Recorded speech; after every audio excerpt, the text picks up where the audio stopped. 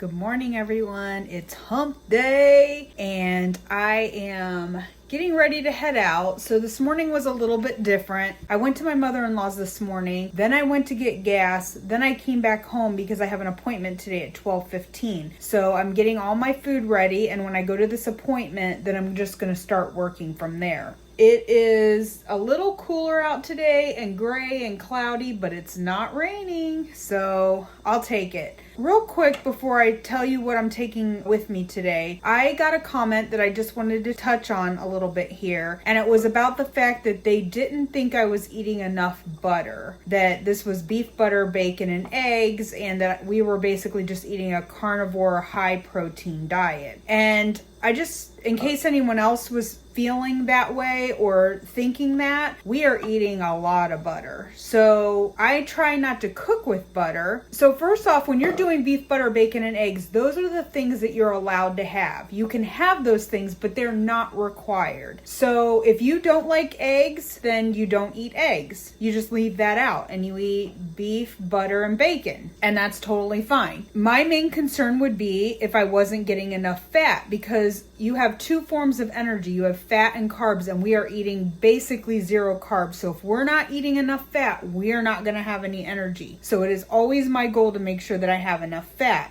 That being said, we are using bacon grease a lot more to cook with because butter is so much more expensive. But I do put butter in my coffee every single day, and we put butter on top of our meat. So we are having butter. It's just not a ton of butter. But I do make sure that we get fat in all of our meals. Also, along those same lines, you guys don't think I'm eating enough butter? I ate that whole batch of butter bites. It's gone. So last night I had to make more. What I will tell you is I'm pretty excited because they came out darker.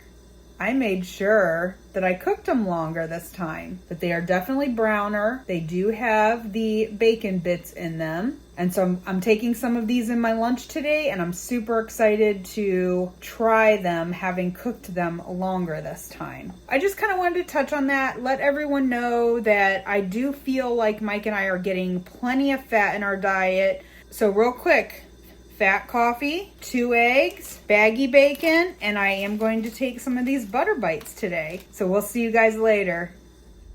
Hi guys, so tales from the DoorDash road today. First of all, it's almost 2:30, so I've already eaten my lunch, and my butter bites were a lot more tasty today. Not that the other ones, like I said, the other ones grew on me, but they were more like just eating butter, whereas if you make sure that they're more brown, they don't taste like you're just eating straight butter. So those were very good. I ate, I think, 8 of those.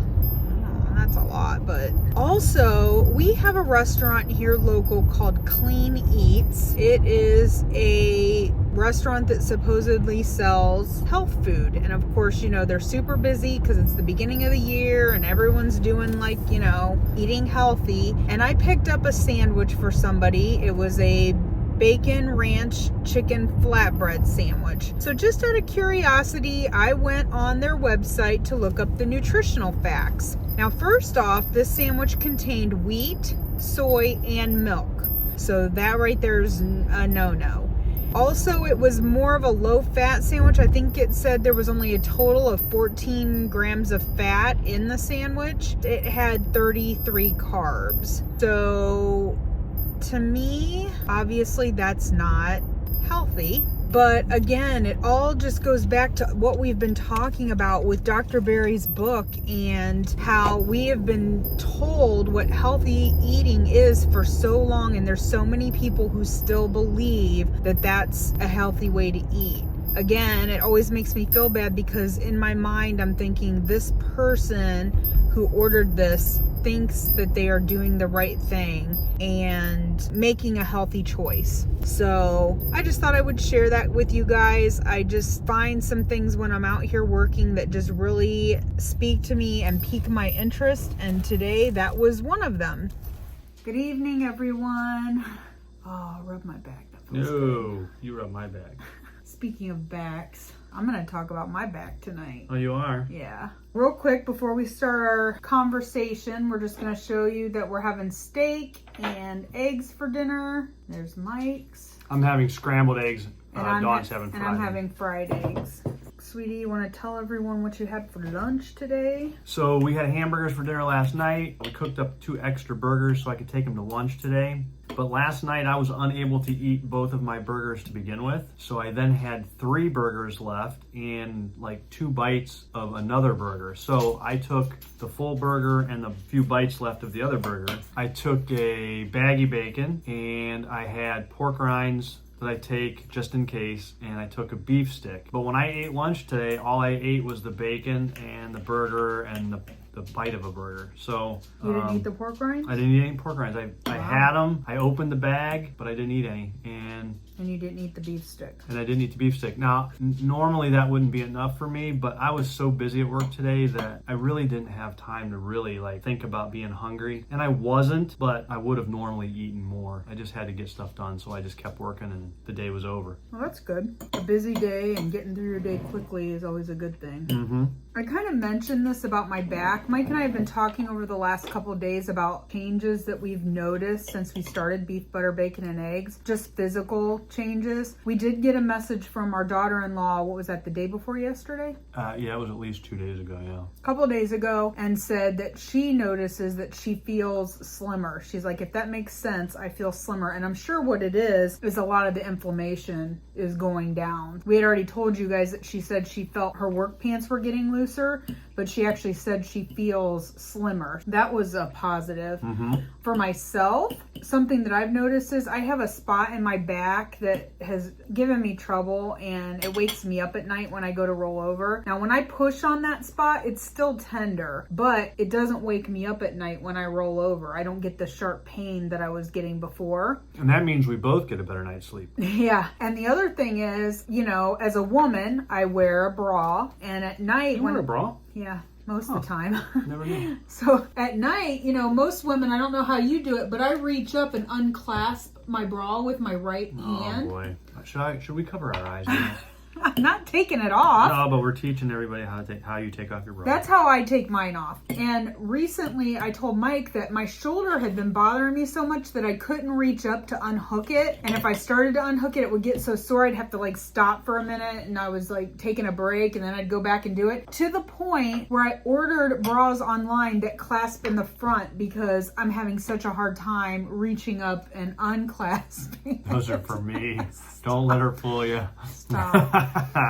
But I have noticed that it's been easier for me to reach up and unhook it over the last few days. So we talk about inflammation, right? And because that's a big change that usually happens when you go keto, and especially when you do BBBE. And we've talked about it, you and I have talked about the inflammation issue a lot. Mm-hmm. So I have a partially torn rotator cuff in my right shoulder. And it's been that way for probably 20 years. The doctor said as long as you can tolerate the pain, we're not going to do any surgery. Well, I've been able to tolerate it. The inflammation has gone down so much that the pain is even less now. It's so minimal, it's unbelievable. But you're talking about reaching behind and doing your bra. I used to be able to reach behind my back with both arms. Now, my left one, I can still get my thumb in the middle of my back pretty good. Little soreness when I do that because I'm straining muscles and ligaments and stuff, and I'm not a young guy anymore. But the right one, because of the torn rotator cuff, I can't reach as far, but there's not nearly the pain. Now, I'm just doing this for the first time. Usually, what I'm doing right now, my hand is down by the small of my back because it won't go up any higher. My shoulder won't let it. But the pain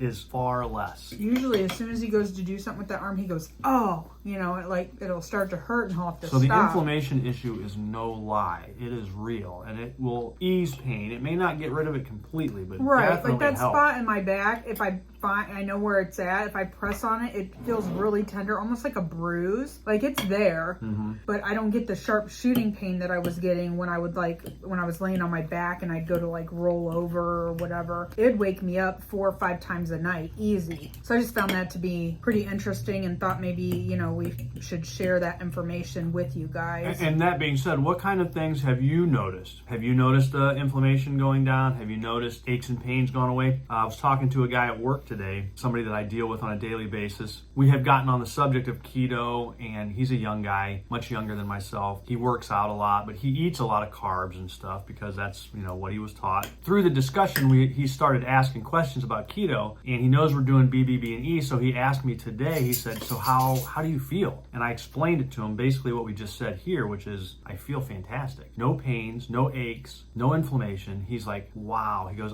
that's amazing. And I said, look, I'm being completely honest with you. I feel better right now than I felt in a long time. Yeah. Honestly, it's just amazing. So it is real. The results are definitely real. Now, I will tell you, when I was at my heaviest, like 230 pounds, I had knee pain, like a lot of times going up and down the stairs. I remember that. Yeah. I don't have enough cartilage in my knees, so they grind. Well, I noticed that pretty much went away just from being keto. That's not something new from being on beef, butter, bacon, and eggs. I just haven't had problems with my knees. And I mean, I've been doing keto now for 2 years, and from the initial weight loss and just getting that extra weight off my knees and getting some of that inflammation down, I don't really have any pain at all. And I honestly never really noticed. I mean, I don't mean like it's not noticeable, but you're right. You have not said anything about your knees. Nope. Because you could hear your knees. Yeah, if you walk up the stairs behind me, you could hear them grinding. It was actually kind of gross. Yeah, it was. Or if you put your hand on my knee and I extended my leg, you could you could feel it. Yeah. Once again, Dawn cooked the steaks tonight.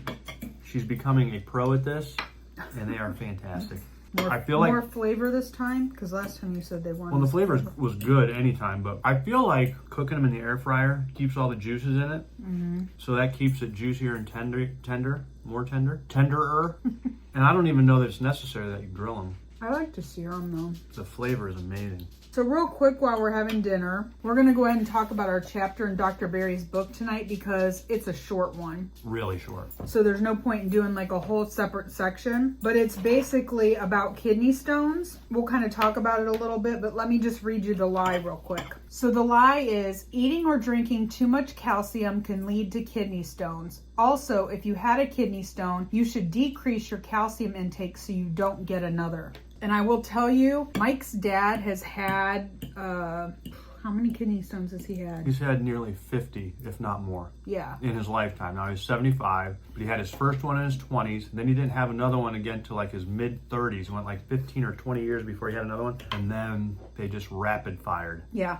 And I will tell you that is literally the advice he got, is that he needs to cut down on his calcium. Because he would get so upset because he'd go to the store and everything was calcium fortified and added calcium for your bones and, all these things. And he's like, everything you buy has extra calcium in it, and I can't have that because of my kidney stones. So I know that was advice that he was given. And they never went away. No. He never got rid of them. And No. even at his age now, he still has one every once in a while. Let's take it a step further. So I just had my first kidney stone literally right around Thanksgiving. In fact, it was the week of Thanksgiving. It was that Tuesday before Thanksgiving, I encountered and experienced my first ever kidney stone. And between my dad and my two younger brothers, I was the last one. And I'm going to tell you, if you've not had one, they are awful. I was already on keto, and you were keto flexible. Well, keto flexible, right. But I'm just saying, I had already changed my eating habits greatly, but I haven't had any since. And I haven't had any issues or any flare-ups. It didn't get tested or anything because it was too small. But we don't drink milk anymore. Now, I did like to drink milk, but and orange juice. Orange juice. But we've learned that the milk really didn't have that much calcium in it. So yeah, I've experienced it, but I would not follow these instructions or, the lie. I would not cut back on my calcium. If I was drinking milk, I'd continue to drink it. But well, and they said that there was a huge surge of women taking calcium pills because that was a big thing for a while where, they were worried about all the women, having osteoporosis and all this. So there was a huge spike in women taking calcium pills. And during that time, they did not notice an increase at all in women getting kidney stones. So that was just further proof that they think that's not true. The chapter is really about calcium, but kidney stones are like at the center stage of calcium, because when you talk about that, that's what usually people think about is kidney stones. Dr. Berry goes on to say that what you should be looking out for and what you should be more concerned with is your vitamin D. Yeah. You're going to probably supplement all the calcium you need with your diet, but vitamin D you can't get through your diet. not nearly enough because they add it to stuff, but it's in such minuscule amounts, it's not going to do any good. Yeah. You get it from the sun. And that's something else, which he may talk about in another chapter because we haven't looked ahead, but we've been made to fear getting sun. Like we slather on the sunscreen and all that. And I've also heard that sunscreen, first off, is just full of chemicals, and that in the end, it's probably not the best thing for you. It's probably better just to let your skin absorb the vitamin D from the sun. So he may talk about that in another chapter, but he did definitely touch on the fact that we are all vitamin D deficient. Yeah. And that's about it. This chapter was super short. Just because a kidney stone is actually made up of calcium doesn't mean it's calcium that's causing it to build up. So, I mean, there are no studies to prove that. That's about it. Anything else before we wrap up the video? No, other than just steak is magnificent and I'm enjoying it thoroughly. Remind me to take a roast out of the freezer because I think that's what we're going to do tomorrow. There you go. Sneak preview. Roast on Thursday. Maybe we'll do a roast. I'll roast Dawn. No? Oh. Don't you do that all the time anyway? Are you kidding? I'm husband of the year. I don't do that kind of stuff. Home, John. Tell her. All right, guys. That wraps up day 18. We have one full week left, actually. One calendar week. We have a couple days left this week. You know, we have all next week, and then the week after is like a day or two. So we have one full calendar week left. So there is light at the end of the tunnel. We'll see you guys tomorrow. Have a good night.